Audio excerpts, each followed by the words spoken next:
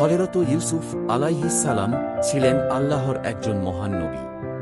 তাঁর জীবনের কাহিনী পবিত্র কোরআনের সূরা ইউসুফে খুব সুন্দরভাবে বর্ণনা করা হয়েছে। এই সূরাকে বলা হয় আহসানুল কাসাস, অর্থাৎ সর্বোত্তম কাহিনী। হযরত ইউসুফ ছিলেন হযরত ইয়াকুব এর প্রিয় পুত্র। ছোটবেলা থেকেই তিনি ছিলেন অত্যন্ত সুন্দর, বুদ্ধিমান ও ভদ্র স্বভাবের। শৈশব ও আশ্চর্য স্বপ্ন। এক রাতে ছোট্ট ইউসুফ এক আশ্চর্য স্বপ্ন দেখলেন। তিনি দেখলেন 11টি তারা, চাঁদ, সূর্য, সবাই তাকে সিজদা করছে। তিনি সকালে তাঁর বাবা হযরত ইয়াকুব কে স্বপ্নের কথা বললেন। ইয়াকুব বুঝতে পারলেন এটি সাধারণ স্বপ্ন নয়। আল্লাহ ভবিষ্যতে ইউসুফ কে বড় মর্যাদা দান করবেন। তখন তিনি বললেন, বাবা, এই স্বপ্ন তোমার ভাইদের কাছে বলো না, কারণ ইউসুফ এর ভাইদের মধ্যে ইতিমধ্যেই হিংসা ছিল। ভাইদের হিংসা। ইউসুফ এর ভাইরা ভাবত আব্বা শুধু ইউসুফ আর তার ভাই বিনিয়ামিনকে বেশি ভালোবাসেন। শয়তান তাদের অন্তরে হিংসা সৃষ্টি করল। একদিন তারা পরিকল্পনা করল ইউসুফ কে দূরে সরিয়ে দেবে। তারা ইয়াকুব কে বলল, আমরা ইউসুফকে নিয়ে খেলতে যাব। প্রথমে ইয়াকুব রাজি হননি, কিন্তু পরে অনুমতি দিলেন। কূপে নিক্ষেপ। ভাইরা ইউসুফ কে মরুভূমির এক গভীর কূপের কাছে নিয়ে গেল। তারপর নিষ্ঠুরভাবে তাকে কূপে ফেলে দিল। ছোট্ট ইউসুফ অন্ধকার কূপে একা পড়ে রইলেন। কিন্তু আল্লাহ তাঁর সাথে ছিলেন। ভাইরা বাড়িতে ফিরে মিথ্যা বলল, একটি নেকড়ে ইউসুফকে খেয়ে ফেলেছে। তারা রক্তমাখা জামা দেখাল।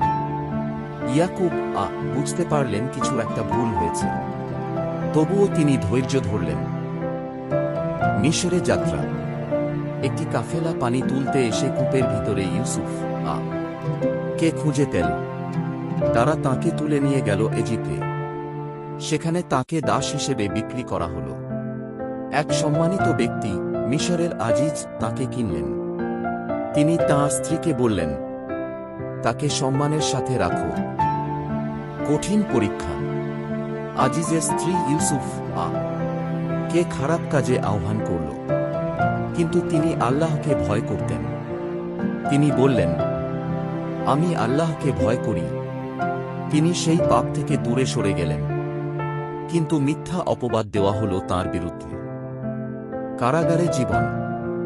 নির্দোষ হওয়া সত্ত্বেও ইউসুফ কে কারাগারে পাঠানো হল। তবুও তিনি ধৈর্য হারাননি। কারাগারেও তিনি মানুষকে আল্লাহর পথে ডাকতেন। সেখানে দুই বন্দী স্বপ্ন দেখেছিল। ইউসুফ আল্লাহর দেওয়া জ্ঞানের মাধ্যমে তাদের স্বপ্নের ব্যাখ্যা দিলেন। পরে সেই ব্যাখ্যা সত্যি হল। মিশরের শাসন দায়িত্ব। বাদশাহ ইউসুফ কে দেশের খাদ্যভাণ্ডারের দায়িত্ব দিলেন। তিনি অত্যন্ত সততা ও জ্ঞান দিয়ে দেশ পরিচালনা করলেন। দুর্ভিক্ষের সময় মানুষ দূর দূরান্ত থেকে খাদ্য নিতে আসত। ভাইদের সাথে পুনর্মিলন। দুর্ভিক্ষের কারণে ইউসুফ এর ভাইয়েরাও খাদ্য নিতে মিশরে এল। তারা প্রথমে ইউসুফ কে চিনতে পারেনি, কিন্তু ইউসুফ তাদের চিনে ফেললেন। অনেক ঘটনার পর তিনি মিশরের শাসন দায়িত্ব। বাদশাহ ইউসুফ কে দেশের খাদ্যভাণ্ডারের দায়িত্ব দিলেন। তিনি অত্যন্ত সততা ও জ্ঞান দিয়ে দেশ পরিচালনা করলেন। দুর্ভিক্ষের সময় মানুষ দূর দূরান্ত থেকে খাদ্য নিতে আসত। ভাইদের সাথে পুনর্মিলন। দুর্ভিক্ষের কারণে ইউসুফ এর ভাইয়েরাও খাদ্য নিতে মিশরে এল। তারা প্রথমে ইউসুফ কে চিনতে পারেনি, কিন্তু ইউসুফ তাদের চিনে ফেললেন। অনেক ঘটনার পর তিনি নিজের পরিচয় প্রকাশ করলেন। ভাইরা লজ্জায় কাঁদতে লাগল। তারা বলল, আমরা ভুল করেছি। আল্লাহর কসম, আপনি আমাদের চেয়ে উত্তম।